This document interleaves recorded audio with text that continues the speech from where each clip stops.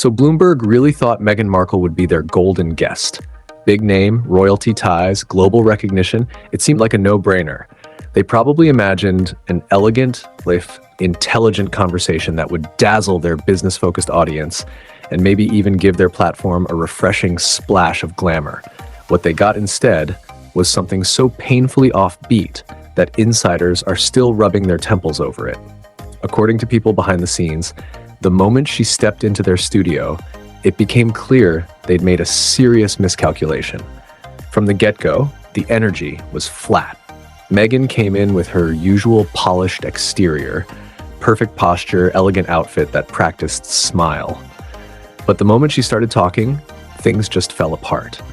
It wasn't that she said anything outrageous, it's that she said absolutely nothing of substance.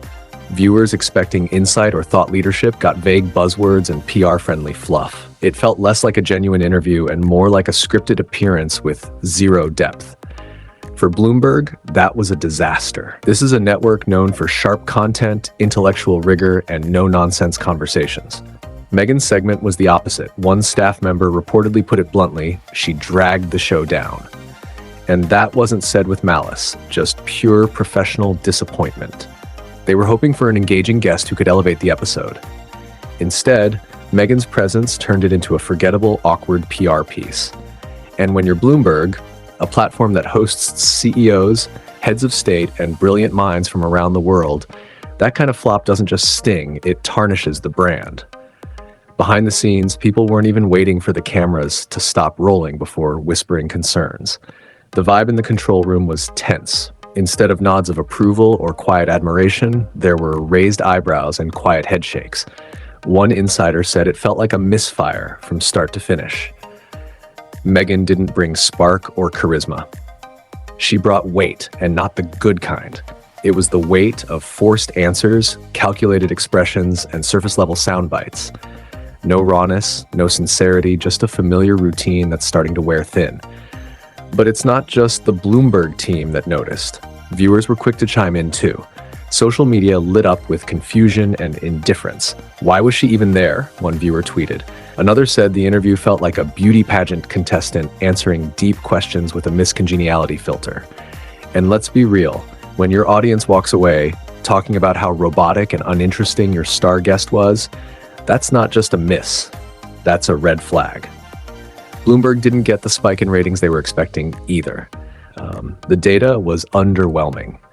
For a platform that measures success in impact and numbers, this was just a financial and reputational misstep. They banked on Meghan pulling eyes and bringing in advertising momentum. But when the dust settled, it was clear she didn't move the needle. In fact, she might have pushed it in the wrong direction. What made the whole thing worse was the contrast. Bloomberg has hosted names that command real respect. When those guests speak, the room listens. They challenge ideas, they offer bold insights. Meghan didn't do any of that. She circled the same tired talking points about being misunderstood, hinted at vague injustices, and wrapped it all in the same Hollywood glaze we've seen too many times before. There was no spark, no authenticity, just another polished, hollow appearance trying to sell a brand that fewer people seem interested in buying. And that's the thing. The Meghan Markle brand is starting to run on fumes. Even platforms that once rolled out the red carpet are beginning to quietly back away, because when the focus shifts from content to damage control, the cost starts to outweigh the benefit. Bloomberg learned that the hard way. It wasn't just the lackluster performance that rubbed people the wrong way, it was how Meghan seemed entirely out of sync with what Bloomberg represents. This is a platform built on credibility, data, real analysis. When they bring someone on, there's an unspoken expectation that they'll contribute something meaningful. Meghan instead gave the impression of someone more interested in polishing her image than participating in a real conversation. The whole setup felt like a vanity booking, not a value-driven one. And that perception has consequences. Internally, producers started questioning the decision-making that led to her appearance in the first place. Several staffers reportedly said that red flags had been raised early on, but the booking moved forward anyway because of her star power. The assumption was that Meghan's name alone would be enough.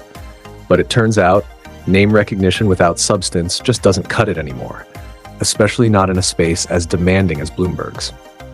The irony is that Meghan clearly wanted the opposite. She came in expecting admiration, maybe even reverence. But what she got was polite professionalism, followed by behind-the-scenes regret. Instead of commanding the room, she drained its energy. One staff member summed it up perfectly. She didn't just under-deliver, she made everything about herself. And that's the recurring theme with Meghan's media appearances. What should be a discussion turns into a monologue. What should be informative ends up feeling promotional. This isn't the first time this pattern has played out. Just look at Spotify. That multi-million-dollar deal ended in disaster, with executives later mocking her on record for her lack of creativity. They felt burned. So did audiences. The same cycle played out again and again. Big hype, glossy rollout, then silence, or worse, disappointment. Meghan seems to keep landing high-profile opportunities, but more and more she walks away, leaving a mess behind. That's what Bloomberg is now grappling with. It's not just one bad guest segment. It's a hit to their editorial judgment. When a network known for sharpness books someone who flops this badly, it doesn't go unnoticed. Other outlets are watching. Executives at other networks are whispering. And the conclusion many of them are drawing is simple. Meghan is no longer a safe bet. She's a risk. Part of the backlash also comes from how predictable it all felt. Meghan leaned into her usual talking points, being misunderstood, being unfairly judged, trying to rise above the noise. But it all felt like a rerun. Audiences have heard it before, and this time they weren't buying it. There was no urgency, no spark, no shift in narrative. Just the same repackaged victimhood dressed up in designer clothes and delivered with an air of detachment. To make matters worse, this wasn't even a royal-focused interview. Bloomberg didn't bring her on to discuss family drama or personal hardships. They expected a thoughtful voice who could weigh in on issues with global significance. Instead, what they got felt like a missed opportunity. The entire segment became about Meghan, the way she looked, the way she answered questions, the aura she projected. The topic didn't matter. The discussion didn't matter. Only she did.